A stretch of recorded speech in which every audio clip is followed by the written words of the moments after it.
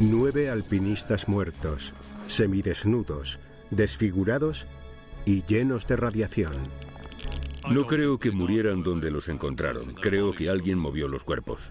Espíritus demoníacos del más allá. Si haces algo malo, el Strigoi viene a arrebatarte la vida. Y atroces experimentos para resucitar a los muertos. De repente parpadeó y todos creían que había vuelto a la vida. Estas increíbles historias proceden de la antigua Unión Soviética, de una época de miedo e incertidumbre.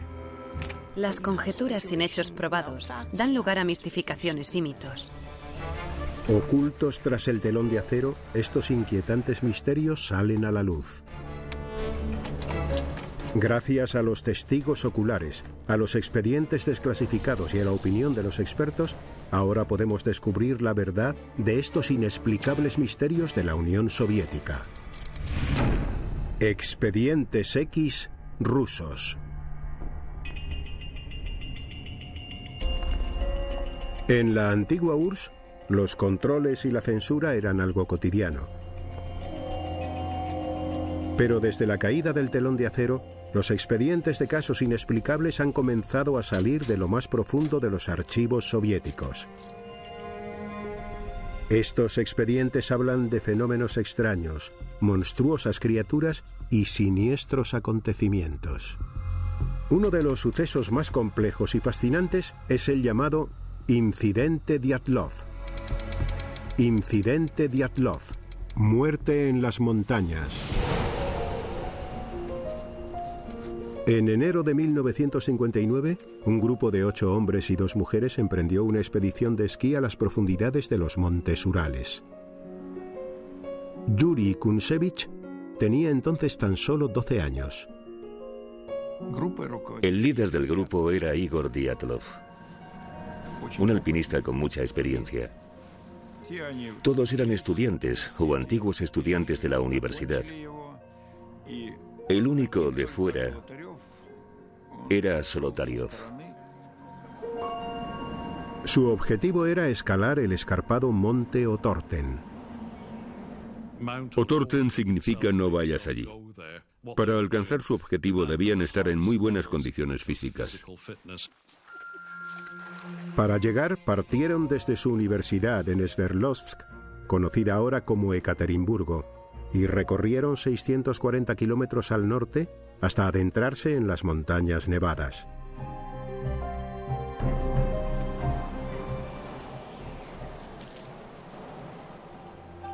La noche del viernes 30 de enero, Sina Kolmogorova escribió lo siguiente en su diario.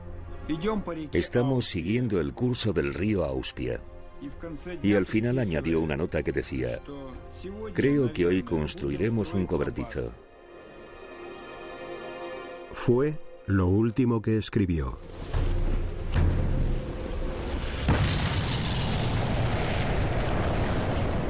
Pronto iba a suceder algo que desencadenaría la muerte de todo el grupo.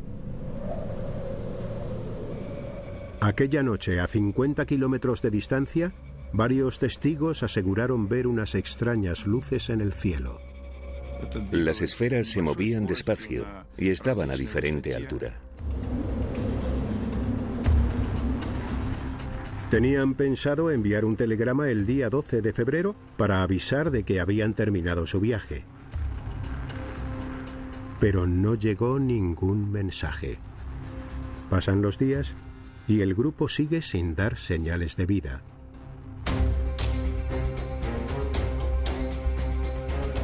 Comienza entonces una misión de búsqueda y rescate impulsada por los familiares y amigos de los montañeros.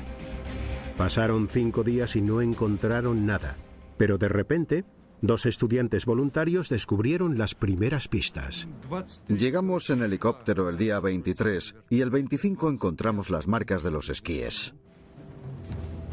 A pesar del espesor de la nieve y de las gélidas temperaturas, lograron seguir las huellas de los esquíes. Y a la mañana siguiente encontraron la tienda de campaña.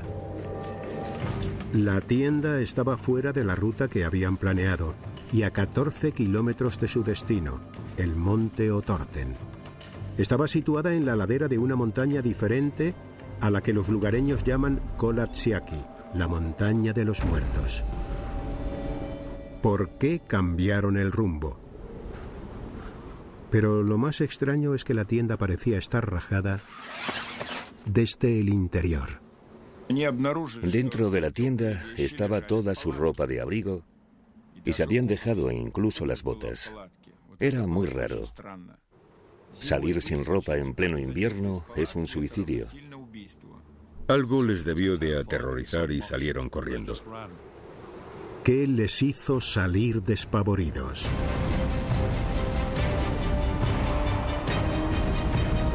La explicación más obvia sería una avalancha.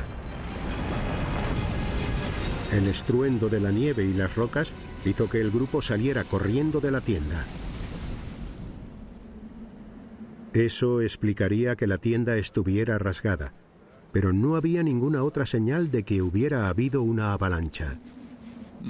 Esa teoría está totalmente descartada, porque en una pendiente tan ligera nunca podría haber una avalancha.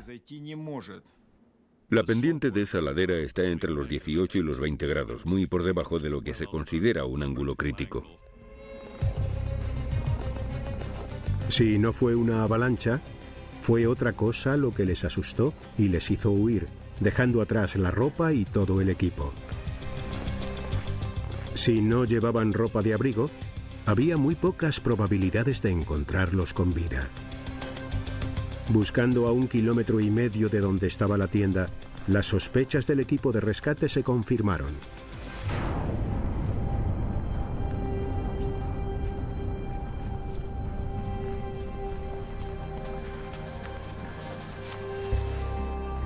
Vieron a 2 de los estudiantes cubiertos de nieve.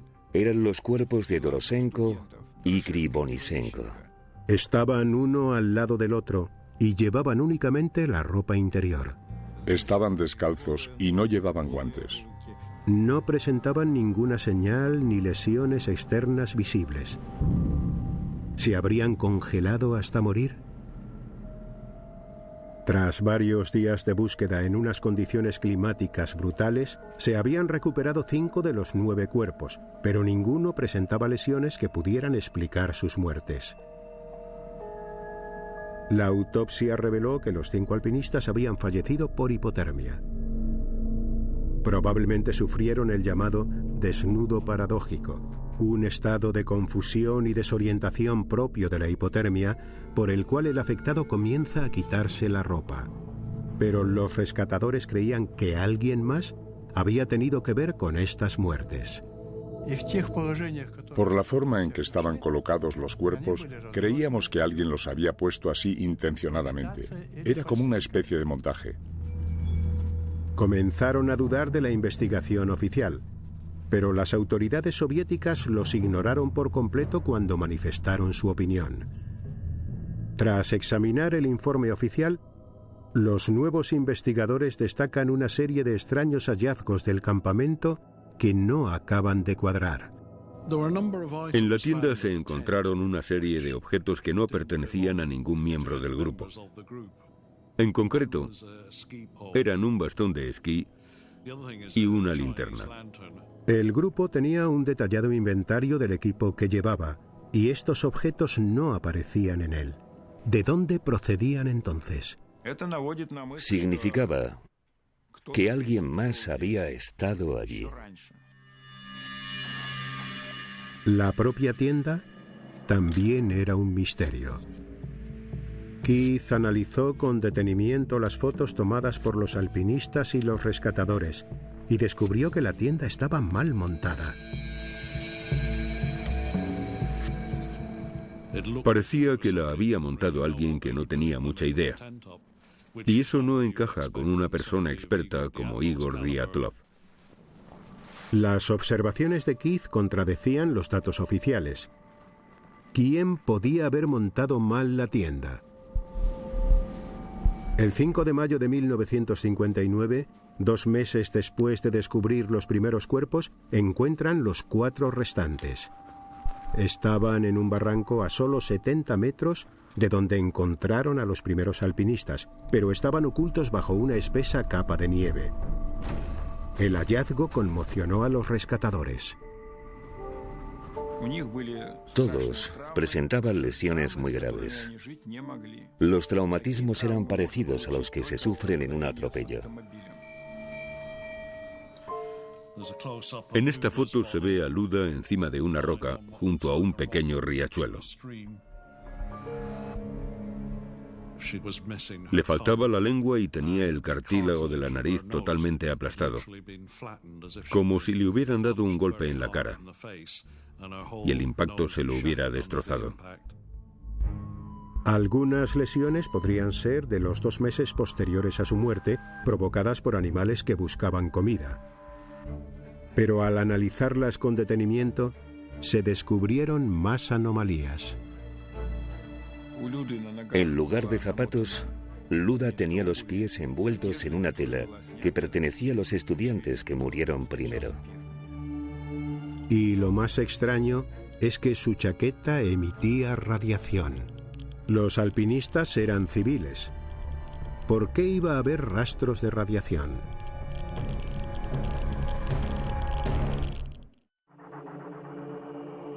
En lo más profundo de los montes Urales, 9 alpinistas fueron hallados muertos en misteriosas circunstancias. Los cuerpos se enterraron en Sverdlovsk, su ciudad natal, ahora conocida como Ekaterimburgo, donde se erigió un monumento en su memoria. En los últimos años han salido a la luz muchos detalles más, pero es un incidente tan extraño que resulta complicado saber qué piezas podrían resolver este rompecabezas.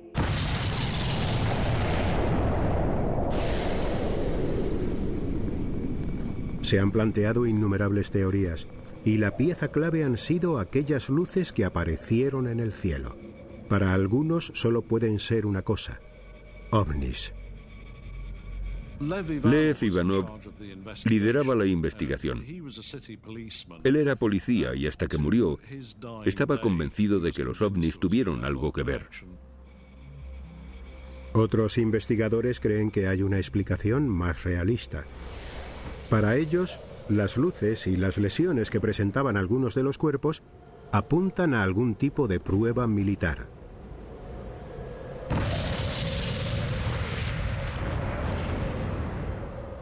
Al ver el resultado de la autopsia, lo primero que pensé fue que habían muerto a causa de una explosión. Pero no de una bomba común, porque si no habrían tenido otro tipo de lesiones provocadas por la metralla. Keith cree que en esa zona se estaban haciendo pruebas con un tipo de bomba especial, las bombas con paracaídas. Normalmente estallan a 40 o 50 metros y la explosión destruye todo lo que hay alrededor. Aunque estés a cierta distancia, te pueden reventar los pulmones y estallar los tímpanos. Estas bombas provocan unas lesiones internas masivas, pero las externas son casi inapreciables. Keith sigue buscando más información en fuentes militares y antiguo personal militar. Está convencido de que va por buen camino. Hay pruebas de que 2 bombarderos sobrevolaron la zona norte de los Urales aquella noche, y uno de los miembros de la tripulación dijo que habían lanzado bombas con paracaídas en esa zona. La prueba más contundente de esta teoría reside en un hallazgo reciente. El año pasado encontramos un fragmento de un misil. No demuestra que los artefactos lanzados por los bombarderos les mataran, pero es bastante probable. Es demasiada coincidencia. Es posible que el grupo de estudiantes muriera accidentalmente durante unas pruebas militares con bombas. Estaban en el lugar y el momento equivocados. Pero la trama se complica aún más. Después de que murieran, ¿es posible que el ejército ruso estuviera involucrado en un encubrimiento a gran escala? No creo que murieran donde los encontraron, sino a varios kilómetros de allí, y que después movieran los cuerpos. Querían encubrir los asesinatos. Y la única explicación que se les ocurrió fue que murieron de hipotermia. Para algunos de los nuevos investigadores, los misteriosos hallazgos de la tienda apuntan también a un posible encubrimiento. Era un grupo de alpinistas con experiencia, pero los encontraron fuera de su ruta en la montaña equivocada. Hasta la tienda estaba mal montada. Seguramente movieran la tienda y los cuerpos para desviar la atención del lugar donde había ocurrido el accidente militar. 50 años después, el caso de sus muertes sigue sin estar resuelto. Ninguna teoría explica el misterio. Es como si se hubiera reunido un comité y hubiese decidido hacerlo todo tan confuso que nadie pudiera formular ninguna teoría convincente. El caso está lleno de pruebas contradictorias que no se pueden unir entre sí para esclarecer y entender lo que pasó. Ni siquiera se sabe qué hechos se registraron entonces y cuáles se obviaron. A medida que se filtran archivos, van apareciendo más pistas. No es agradable destapar mentiras, pero vamos a seguir hasta dar con las respuestas que buscamos. Tras el telón de acero se controlaba la vida de las personas de muchas maneras. El régimen soviético trataba de reprimir las supersticiones. Pero en ciertos lugares como Rumanía, era imposible acabar con las creencias en lo sobrenatural. El próximo expediente pertenece a un asesino en serie rumano, pero no era un homicida corriente. Los lugareños creían que estaba poseído por un espíritu demoníaco conocido como Strigoi. El Strigoi, espíritus demoníacos. 1970, Bucarest, capital de Rumanía. Un asesino anda suelto acechando a mujeres jóvenes. Se llama Ion Ramaru. El periodista Andrei Moisoiu ha investigado este espeluznante caso. Estudió en la Facultad de Veterinaria aquí en Bucarest. Pero Ramaru tiene un lado oscuro que aflora por la noche. El 4 de abril de 1970 comete su primer crimen.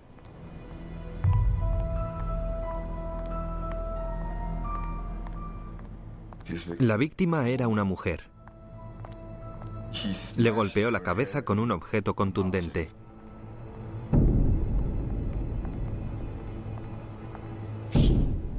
Las agresiones de Ramaru son especialmente salvajes.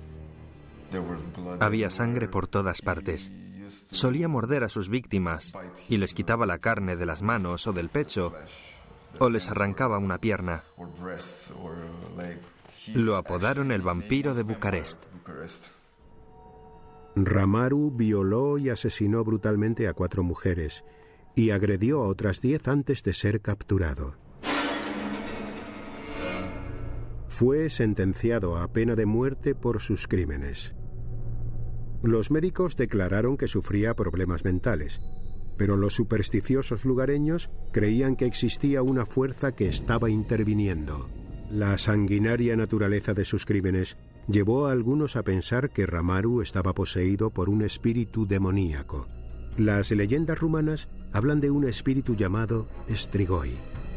La profesora Sabina Ispas es una experta en el Strigoi y el folclore de Rumanía.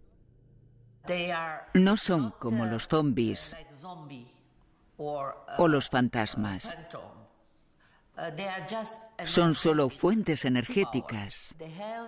Tienen la capacidad de hacerse más fuertes y más ricos, quitándole todo lo bueno a los demás. Según el folclore rumano, es posible nacer siendo un Strigoi, ya que el espíritu maligno se puede transmitir de una generación a otra. Un acto de maldad cometido por un progenitor puede afectar directamente al espíritu de su hijo. Cuando Ion Ramaru iba a ser ejecutado, culpó a su padre de todos sus actos. Dijo, quiero vivir. La culpa de todo esto la tiene mi padre.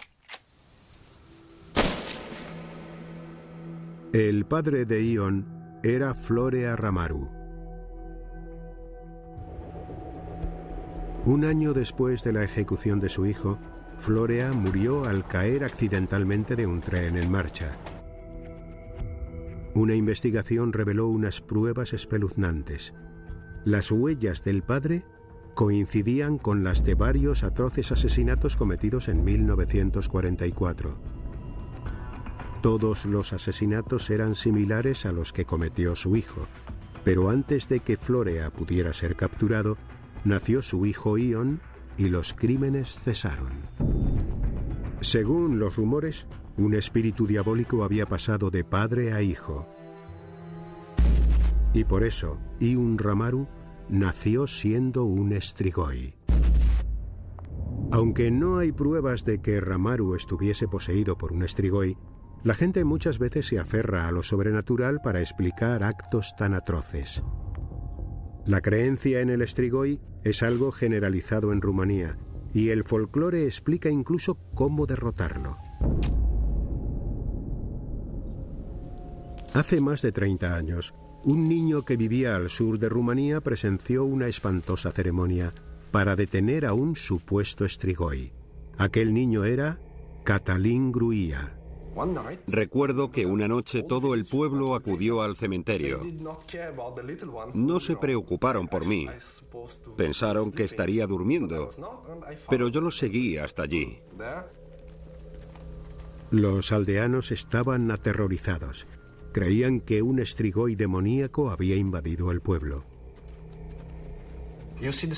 Analizas todas las señales.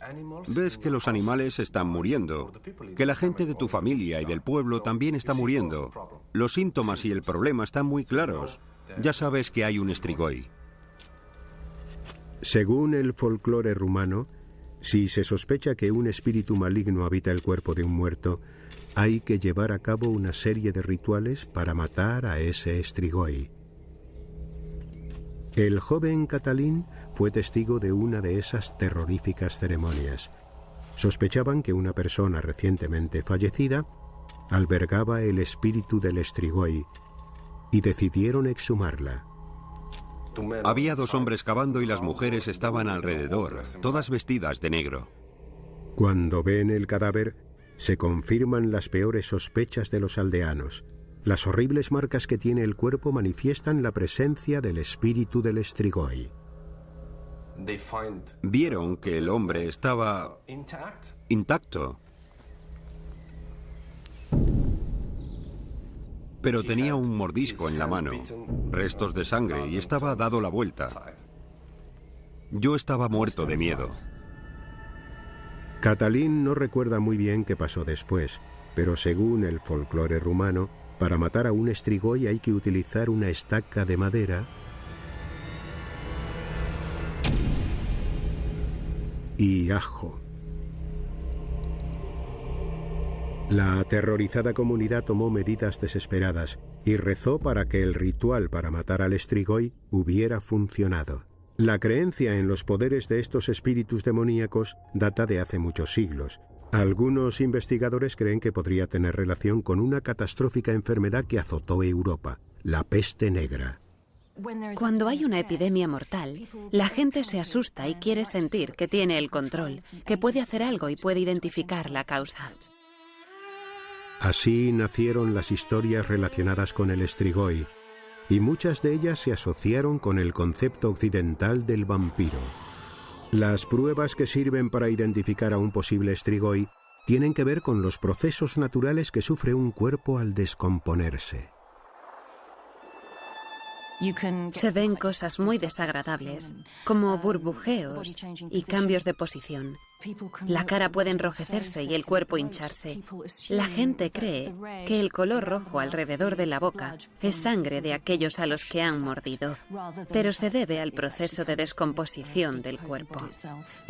Existen explicaciones racionales que responden a buena parte de las leyendas y supersticiones que rodean al Strigoi, pero eso no impide que la gente siga creyendo en él. Si haces algo malo, el Strigoi viene a arrebatarte la vida. Las supersticiones son la respuesta natural a nuestra forma de ver el mundo. El deseo de dar con el culpable de lo sucedido y tener algún tipo de ritual para acabar con él proporciona una sensación muy satisfactoria para el ser humano.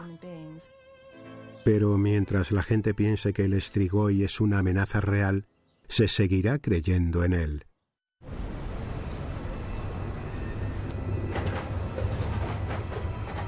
Entre todos los expedientes rusos no resueltos, también existen testimonios de extraños e incomprensibles encuentros en las montañas más remotas. Es un país enorme, con distintos entornos y climas. Algunas regiones son tan inhóspitas que vivir en ellas a veces es casi un milagro. Estos misteriosos avistamientos en ocasiones pueden tener consecuencias mortales.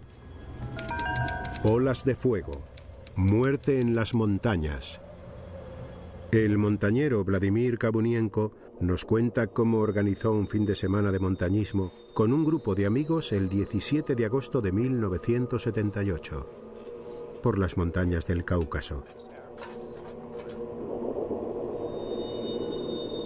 Montaron la tienda para pasar la noche y pronto fueron testigos de un misterioso y mortal fenómeno.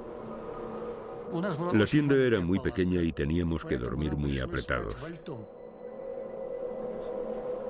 Vladimir le cambió el sitio a su amigo Oleg. Este sencillo gesto tendría unas repercusiones impensables.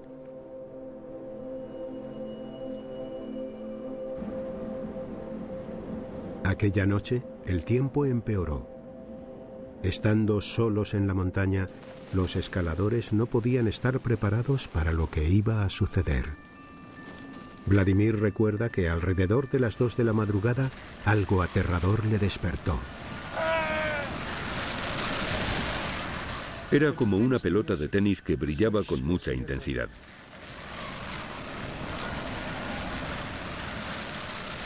Vladimir está hipnotizado por esta extraña aparición.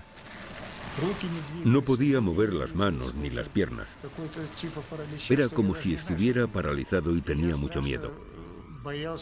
Después entró en contacto directo con nosotros. La bola de fuego estaba extremadamente caliente. Atravesó los sacos de dormir y abrasó la piel de los montañeros al tocarlos. Dolía muchísimo. Era como si me estuvieran quemando con un soplete. El olor a carne quemada invadía el ambiente y hacía mucho calor. El calor era tan intenso que ninguno era capaz de moverse. A Oleg, la bola le alcanzó 3 veces. Las quemaduras eran tan intensas que nos dejó la piel y la carne carbonizadas. Vladimir no pudo soportar aquel dolor tan penetrante.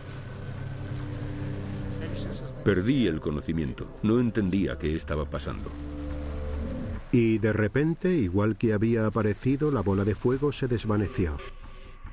Los montañeros volvieron a quedarse a oscuras en la soledad de la montaña. En cuanto recobré el sentido, intenté pensar en qué podíamos hacer. Tenía la pierna y otras partes del cuerpo muy quemadas. Aquella bola me había rozado 8 veces. Cuando Vladimir encontró la radio, le dijo a su amigo Víctor que pidiera ayuda. Trataron de despertar a Oleg, que yacía en la puerta de la tienda. Tenía quemaduras muy graves y no se movía.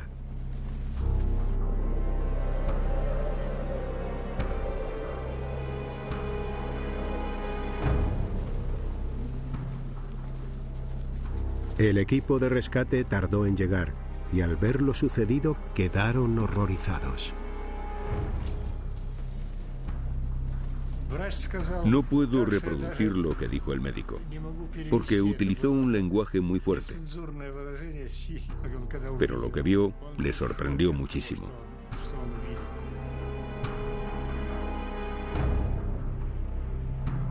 Oleg no tenía pulso. tras varios intentos de reanimación, tuvieron que declarar su muerte. Trasladan a los montañeros al hospital, donde son atendidos por quemaduras graves. Debido a la complejidad de las lesiones, Vladimir cuenta que los tuvieron que operar de urgencia y ponerles varios injertos de piel.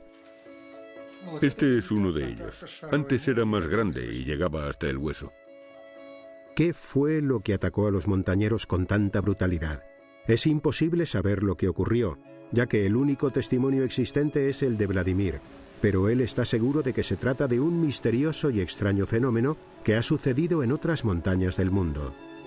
Yo creo que era una esfera luminosa. Para los científicos, el avistamiento de esferas luminosas se puede deber a una ilusión óptica o al hecho de tener una imaginación hiperactiva. Sabemos muy poco acerca de las esferas luminosas. Es complicado disociar el mito y la realidad. Se cree que son unas bolas brillantes que se mueven de forma errática. Esto concuerda con la descripción de Vladimir. Todo lo que toque esa bola se verá expuesto a gran cantidad de energía, por lo que si entra en contacto con un ser humano, seguramente le quemaría. Esto explica las horribles lesiones que sufrieron los montañeros. Pero hace poco que los científicos han formulado una teoría para explicar cómo se crean estas bolas de fuego. Hacen falta dos cosas básicas para que se forme una esfera luminosa: que en la atmósfera haya muchas partículas en suspensión y una fuente de alta energía, como por ejemplo un rayo. Una teoría sostiene que cuando un rayo toca tierra pueden desprenderse fragmentos de suelo. Y esas partículas son las que se convierten en bolas ardientes de plasma. Según esta teoría, se pueden crear esferas luminosas en un laboratorio. Al juntar cera fundida con cerillas quemadas, se crea una fuente de partículas. Esta mezcla se coloca después en un microondas.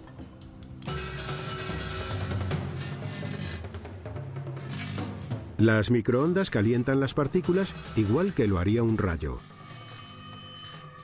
Las partículas se han prendido con la energía del microondas y se ha formado un plasma estable llamado esfera luminosa.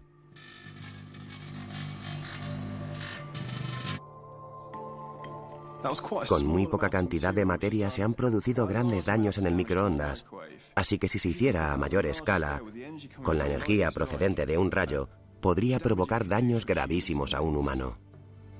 Vladimir tardó 6 meses en recuperarse de sus quemaduras, pero nunca podrá saciar su espíritu aventurero. No se puede hacer nada cuando uno se enamora de la montaña.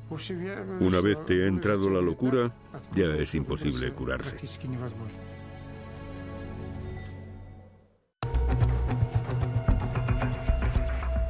Además de misteriosos e inexplicables casos no resueltos, los archivos rusos contienen detalles de sorprendentes experimentos médicos.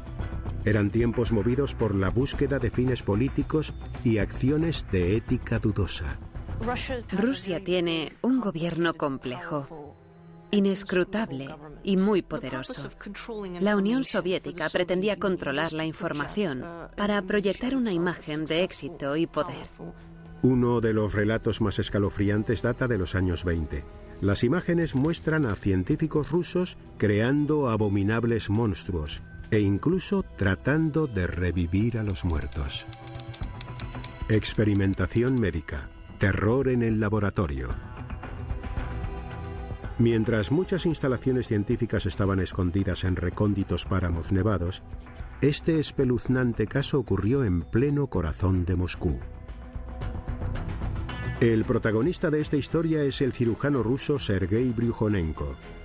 Fue testigo de los horrores de la Primera Guerra Mundial y decidió centrar sus estudios en el trasplante de órganos. Aquellos científicos querían saber cómo funcionaban ciertos órganos dentro del cuerpo. Pero era complicado, porque están en el interior. Y cuando los extraes, suelen dejar de funcionar. Si un órgano sano puede sustituir a uno que está fallando, quizás algún día se pueda incluso evitar la muerte. Bryukhanenko estudiaba la posibilidad de mantener los órganos vivos una vez extraídos del cuerpo. Inventó una rudimentaria máquina de reanimación llamada autoyector. Era una especie de aparato de cristal con tubos de plástico o de goma, cuyo objetivo era suministrar sangre, reoxigenarla para eliminar los residuos e introducirla de nuevo en el órgano. Empezó a experimentar con animales.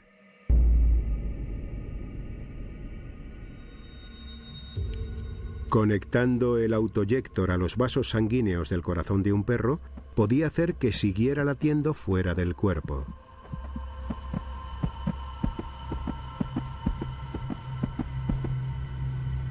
Pero Bryukhanenko iría todavía más lejos. Quería mantener con vida algo de mayor tamaño.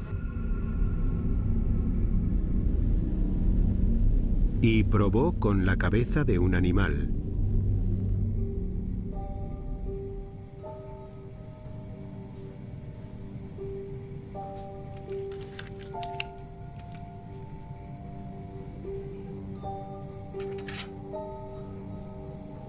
El cirujano ruso Sergei Gliantsev ha estudiado el trabajo de Bryukhanenko con todo detalle. Cogió a un perro, le cortó la cabeza y le inyectó una medicación en los vasos sanguíneos.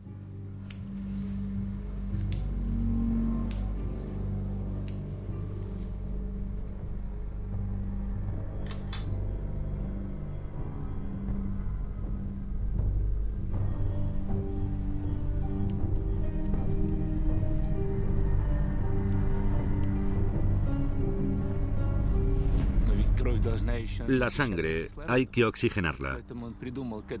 Por eso cogió 2 tubos y los introdujo en los pulmones de otro perro. Bryukhanenko conectó la cabeza cortada del primer perro y los pulmones del otro al autoyector y lo puso en marcha. La sangre fue recorriendo todo el sistema y los pulmones comenzaron a funcionar. Y sorprendentemente, la cabeza volvió a la vida. El perro pestañeó y comenzó a mover los músculos faciales. La cabeza se mantuvo 3 horas y media en este estado de no muerte, hasta que finalmente se detuvieron sus constantes vitales. A principios de los años 40 se publicaron varias grabaciones de estos experimentos y pronto se desató una ola de interés por saber qué estaban haciendo los científicos rusos. Aquella cabeza viva, pero separada del cuerpo, sorprendió a todo el mundo, dentro y fuera de la Unión Soviética. Cuando se publicó aquel vídeo y se confirmó que Bryukhanenko era capaz de mantener con vida a esos animales, la gente dejó volar su imaginación y comenzó a pensar que sería fantástico crear una máquina que mantuviera a las personas con vida eternamente. Pero el telón de acero se cerraba sobre la Rusia soviética y ya no llegaban noticias a Occidente. Sin embargo, los experimentos se siguieron haciendo en secreto. Tras el telón de acero, se llevan a cabo espeluznantes experimentos con animales lejos de las miradas de Occidente. En los archivos aparece otro cirujano ruso llamado Vladimir Demikov. Quiere investigar cómo el cerebro controla los órganos y al hacerlo, creó un monstruo. Demikov no era médico, sino biólogo. Cogía la cabeza de un animal pequeño, la de un cachorro, por ejemplo, y la injertaba en el cuello de un perro adulto. Demikov creó un perro bicéfalo.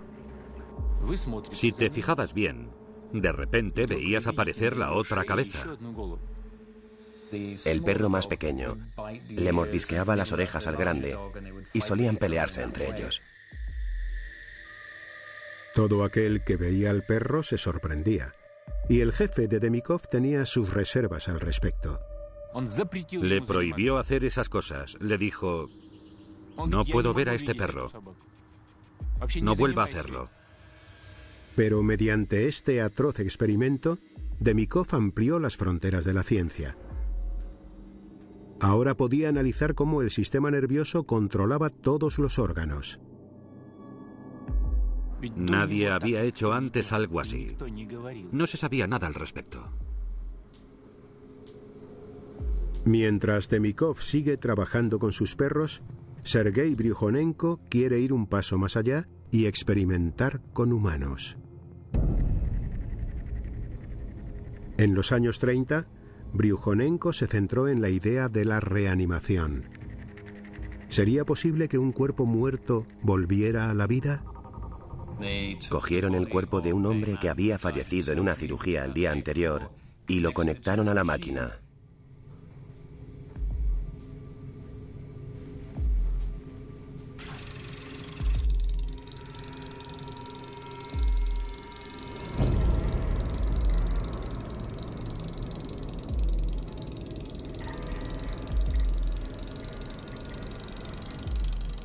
Después de unos 15 minutos, en aquella sala donde únicamente se oía el chasquido de la máquina, el hombre emitió un estertor.